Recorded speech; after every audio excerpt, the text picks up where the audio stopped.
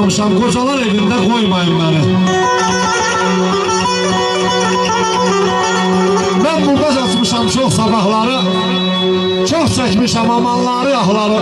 Tanrım bağışlamaz bu günahları, qocalar evində qoymayın məni. Ay gəray, ana birdir. Ana birdir, ömrü boyu möcüzədir, ömrü boyu anasıdır. Hələ bu dünyaya övlad gəlməmiş, ana məhəbbəti gəlir dünyaya.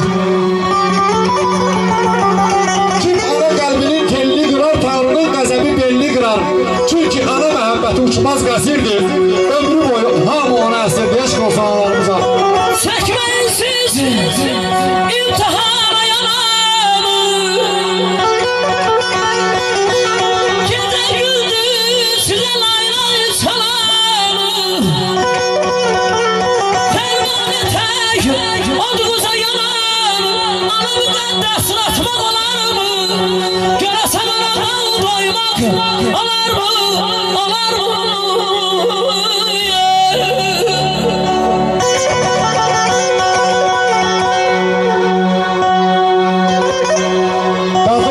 Çörək yaş əllərindən, əlim üzülməsin ayağına kaş əllərindən.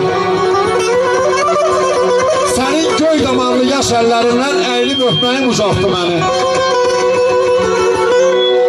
Sizin üzünüzdə gözəldir dünya.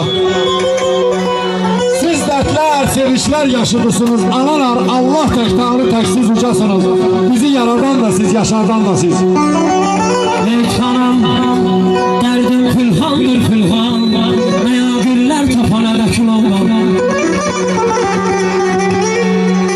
Meyxanam, dərdim fülhandır fülhan, məyagirlər tapana gərəklə vəkil olmam.